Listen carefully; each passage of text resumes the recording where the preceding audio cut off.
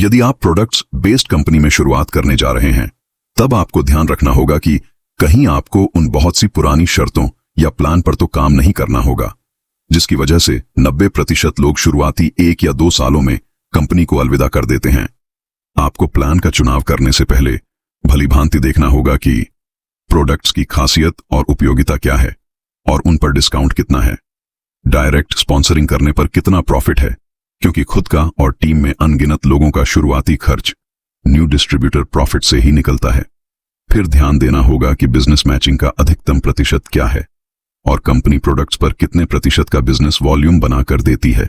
इसके बाद देखना है कि मैचिंग के प्रॉफिट पर लिमिट कितनी है, या कहें कि कैपिंग कितनी है, क्योंकि कल जब टर्नओवर और टीम का साइज अधिक होगा तब कम पैसे की कैपिंग से काम नहीं चलेगा।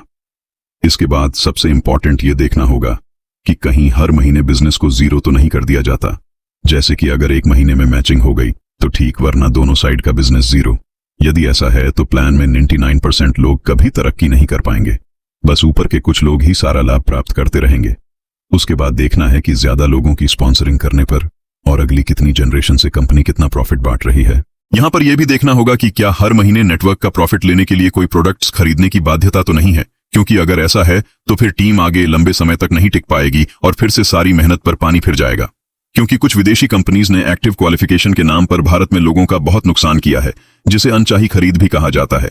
इसके बाद देखना है कि कंपनी आपको और आपकी टीम को कौन से रिवॉर्ड्स दे रही है, क्योंकि टीम में मोटिवेशन लाने के लिए रिवॉर्ड्स की कीमत भी अधिक से अधिक होनी चाहिए। जहां ये रिवॉर्ड्स नहीं है, वहां आपको और आपकी टीम को काम करने का कोई मोटिवेशन नहीं मिलेगा। इसके बाद देखना है कि कंपनी में नए लोगों के लिए कोई अवार्ड फंक्शन और एजुकेशनल प्रोग्राम है या नहीं, क्योंकि इनका असर बहुत व्यापक होता है। ऐसे प्रोग्राम्स किन जगहों पर किए जाते हैं, यह जानना भी इंपॉर्टेंट है। इसके बाद आप यह भी देख सकते कि कोई टूर ऐसा भी है जहां पति पत्नी साथ में किसी खास टूर को एंजॉय कर सके, क्योंकि नेटवर्क मार्केटिंग में यह बहुत जरूरी है कि जीवन का भरपूर आनंद आप अपने जीवन साथी के साथ प्राप्त करें। इसके अतिरिक्त आप यह भी देखिएगा कि कौन अनुभवी लोग कंपनी चला रहे हैं। कहीं ऐसा तो नहीं कि कंपनी चलाने वाला सिर्फ एक इन्वेस्टर है और उसे नेटवर्किंग में लोगों की बुनियादी जरूरतों या बिजनेस प्लान की डेप्थ का कोई अंदाजा ही ना हो।